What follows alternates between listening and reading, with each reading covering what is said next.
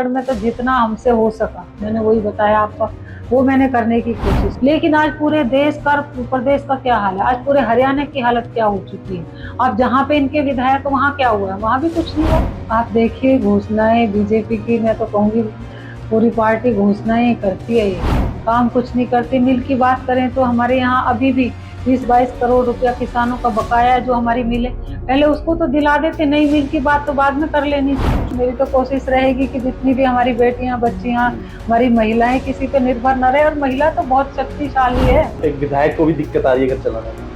आती है, विधायक भी तो एक महिला है, उसे भी तो पता है पहले कैसे हम लोग चला रहे थे और आज कैसे चला रहे हैं। ये नारे तो इनके नारे ही रहते हैं। नारा तो था 75 पार, नारा तो था 400 पार।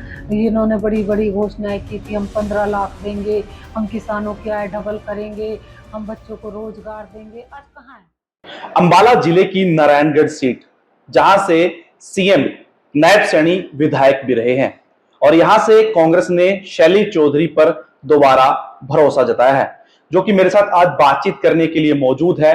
इनके परिवार के बारे में आपको बताना चाहूंगा कि इनके ससुर जो है लाल सिंह जी 4 बार विधायक रहे। इनके पति रामकिशन गुर्जर जी 2 बार विधायक रहे। कानूनी पचड़े में फंसने के कारण जो है वो आगे चुनाव ना लड़ पाए, और पिछली बार जो है शैली चौधरी चुनावी मैदान में उतरी और जीत दर्ज की, और इस बार फिर से कांग्रेस ने इनके ऊपर भरोसा जताया है। मैडम, बहुत बहुत स्वागत है। कांग्रेस पार्टी ने आप पर भरोसा जताया है। सबसे पहले आप क्या कहना चाहेंगे टिकट को लेकर? धन्यवाद। सबसे पहले तो मैं परमात्मा का धन्यवाद करूंगी। सबसे पहले तो आभार प्रकट करूंगी। परमात्मा की कृपा रही कि मेरे हाई कमान ने, आदरणीय सोनिया जी ने, आदरणीय राहुल जी ने, आदरणीय खड़गे जी ने, आदरणीय हमारी बहन जी ने, शैलजा जी ने, और हमारे पार्टी के सभी नेताओं ने जो मेरे ऊपर ये भरोसा जताया, मुझे दोबारा से 19 में भी टिकट दिया और दोबारा से ये टिकट दिया है, मेरे ऊपर भरोसा जताया, मैं सभी का दिल की गहराइयों से धन्यवाद करती हूँ, आभार प्रकट करती हूँ। जी मैम, पहला कार्यकाल आपका कैसा रहा?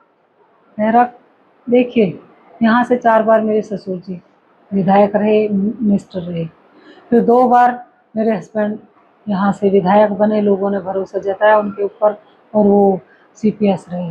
तो आप देखिए, दोनों बार मेरे ससुर जी ने भी और मेरे पति ने भी यहाँ बहुत काम कराया, बहुत विकास कराया, और पूरी ईमानदारी से लोगों की सेवा की। जो भी यहाँ पे बड़े काम हुए सभी उन्होंने किए।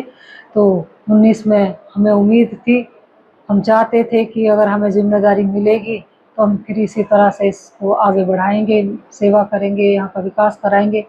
लेकिन हालात कुछ ऐसे बने कि हमारी सरकार नहीं बन पाई। तो आप देखें कि बीजेपी सरकार का जो हाल है वो तो आप अच्छी तरह से जानते हो। लेकिन फिर भी मैंने, जो एक विपक्ष के विधायक की भूमिका होती है, मैंने उसे अच्छी तरह से निभाया।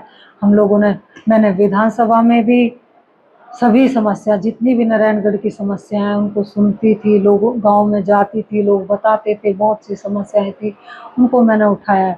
चाहे बात करूं मैं किसानों की, हमारे यहाँ सबसे बड़ा मुद्दा है मिल का, शुगर मिल का। हमारे किसानों की पेमेंट हर साल बकाया रहती है, सबसे बड़ा मुद्दा तो यही था। स्कूलों के अंदर टीचर नहीं है, कुछ स्कूल बंद कर दिए गए हैं। आप देखो, हमारा एक हॉस्पिटल है जो मेरे ससुर जी के समय में बना था, हमारी सरकार ने बनाया था, तो वहाँ डॉक्टर्स की बहुत कमी है। जब मेरे हस्बैंड बने तो बहुत अच्छा था हॉस्पिटल, अच्छे से लोगों का इलाज होता था, काफ़ी डॉक्टर थे, मशीनें आई, बहुत काम हुआ। तो इसका बुरा हाल है हॉस्पिटल का, सड़कों की हालत बहुत खस्ता थी। तो मुद्दे तो बहुत सारे थे जो मैंने विधानसभा में भी उठाए, और सड़कों पे भी हमने लड़ाई लड़ी है लोगों। तो क्या बीजेपी ने विकास कार्य नहीं करवाए नारायणगढ़ में? आप देखो, नारायणगढ़ की तो बात छोड़े, नारायणगढ़ में तो जितना हमसे हो सका मैंने वही बताया आपका, वो मैंने करने की कोशिश की। लेकिन आज पूरे देश का, प्रदेश का क्या हाल है, आज पूरे हरियाणा की हालत क्या हो चुकी है। अब जहाँ पे इनके विधायक, वहाँ क्या हुआ है, वहाँ भी कुछ नहीं हुआ। जी, हरियाणा में तो कुछ हुआ ही नहीं है। हरियाणा की हालत तो आज बहुत खराब हो चुकी है। ठीक है मैम, जो चेंजिंग 6 महीने पहले हुई, यहाँ के पूर्व में विधायक रहे नायब सैनी जी, वो सीएम बन गए, तो क्या मानते हैं कि नारायणगढ़ का क्या फायदा हुआ जो सीएम सिटी कहलाई? देखिए, हम लोगों को भी उम्मीद थी और यहाँ के लोगों को भी बहुत उम्मीद थी कि पहली बार यहाँ से देखो किसी को मौका मिला सीएम बने। हमें लगता था कि हमारे यहाँ कुछ होगा, लेकिन घोषणाओं के सिवा कुछ नहीं, धरातल पे तो कुछ भी नहीं। काफी घोषणाएं उन्होंने की, कोऑपरेटिव मिल की बात उन्होंने की और काफी पंचायतों को पैसा दिया, काफी उन्होंने घोषणाएं की। आप देखिए घोषणाएं बीजेपी की, मैं तो कहूंगी पूरी पार्टी घोषणाएं करती है, ये काम कुछ नहीं करती। मिल की बात करें तो हमारे यहाँ अभी भी 20-22 करोड़ रुपया किसानों का बकाया है, जो हमारी मिल है। पहले उसको तो दिला देते, नई मिल की बात तो बाद में कर लेनी थी। जी। ये पहले जो बकाया है हमारे किसानों का, इसको दे देना था। क्या सीएम के लिए कितना मुश्किल है। तो ये घोषणाएं होती हैं इनकी, बाकी धरातल पे कुछ भी है ही नहीं। घोषणाओं से क्या होता है। तो अब की चुनाव की बात करें तो मैम क्या आप नहीं समझते कि बहुत बड़ी एक चैलेंज है आपके सामने कि सीएम सिटी से आप चुनाव लड़ रहे हैं? देखो, ना तो मैंने 19 में चुनाव लड़ा, यहाँ की जनता ने चुनाव लड़ा, और मुझे पूरा आशीर्वाद रहा लोगों का, और मैं उनका धन्यवाद दिल की गहराइयों से करती हूँ। और मैं पूरा जीवन उनकी आभारी रहूंगी कि उन्होंने मुझे इतना प्यार दिया। जब यहाँ पे बीजेपी सरकार कहती थी 75 पार 75 पार, तब यहाँ के लोगों ने मुझे बहुत अच्छी मार्जिन से जिता करके भेजा विधानसभा में। तो अब भी मुझे उम्मीद है अपने लोगों पे। मैं कुछ नहीं कर सकती, मुझे नारायणगढ़ के लोगों पे बहुत भरोसा है कि मुझे दोबारा से अपना आशीर्वाद और प्यार देंगे। और अब तो पूरा हरियाणा जानता है कि हरियाणा में कांग्रेस की लहर है, कांग्रेस की सरकार बनने जा रही है, जो लोगों की सरकार है, जिसने लोगों का भला। तो मैम क्या समझते हैं कि नायब सैनी जो है लाडवा से अब चुनाव लड़ रहे हैं, हर दूसरा चुनाव दूसरी जगह से वो लड़ते हैं, उनके परिवार का सदस्य भी नाम नहीं है, तो क्या हार का डर है जो नायब सैनी यहाँ से चुनाव नहीं लड़ रहे? नहीं, ये तो आप उनसे पूछे, मैं इसमें क्या कह सकती हूँ। वो अपनी इच्छा है कि कौन कहाँ से चुनाव लड़ना चाहता है, या उनकी पार्टी का फैसला। तो आपकी इच्छा है कि वो आपके सामने चुनाव लड़े? नहीं, उनकी पार्टी का फैसला है, आना चाहे तो उनका अपना एरिया है जी। तो चुनाव में क्या चैलेंज मानती हैं इस चुनाव को आप? चैलेंज, जनता इसको चैलेंज को स्वीकार कर चुकी है। क्या मुद्दे हैं आपके इलाके के, अगर आपको जनता चुनती है, क्या सबसे पहले इलाके में करेंगे? देखिए, मैंने पहले आपको बोला है कि किसानों का मुद्दा यहाँ सबसे बड़ा है।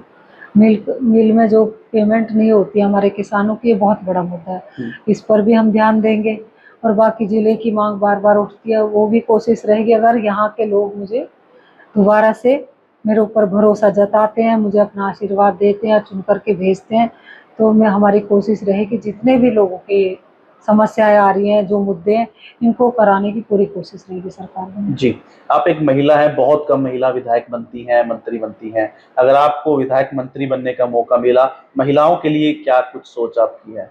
मैं तो कहूँगी महिलाएं आगे आए हर फील्ड में। आज देखो हर फील्ड में मैं तो कहूँगी अब उसी में देखिए आप, लड़कियां कितना लड़कों से आगे हैं। जी। हर साल रिजल्ट आते हैं, हर उसमें फील्ड में लड़कियां आगे हैं। और मैं चाहूंगी कि राजनीति में भी आगे हैं। मेरी तो कोशिश रहेगी कि जितनी भी हमारी बेटियां, बच्चियां, हमारी महिलाएं किसी पे निर्भर न रहे। और महिला तो बहुत शक्तिशाली है।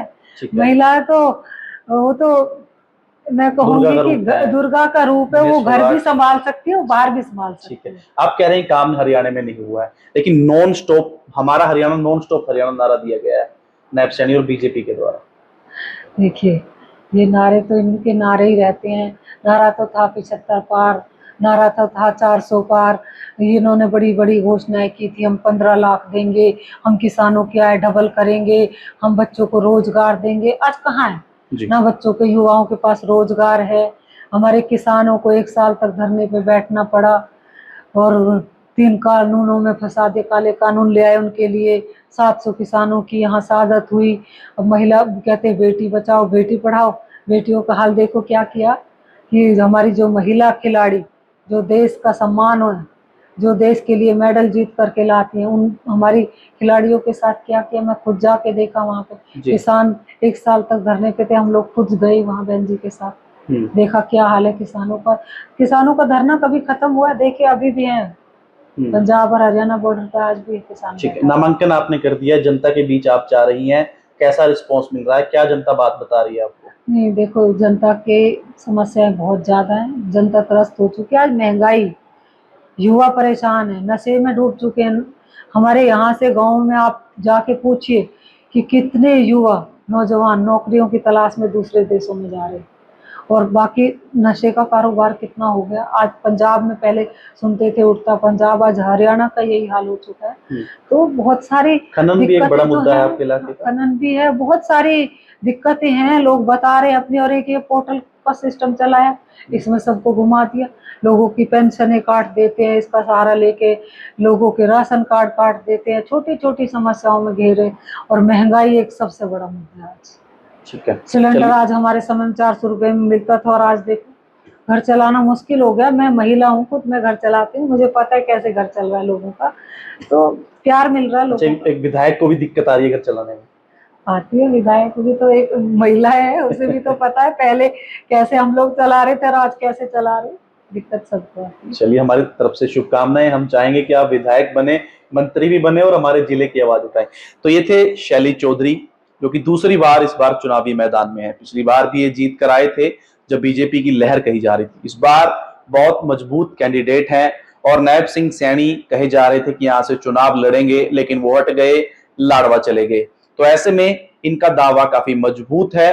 और नारायणगढ़ एक ग्रामीण सीट है और ग्रामीण इलाकों में बीजेपी काफी कमजोर मानी जा रही है, तो इनका दावा बहुत मजबूत है। इनका कहना है कि ये सीट जीतकर जो है कांग्रेस की झोली में डालेंगे।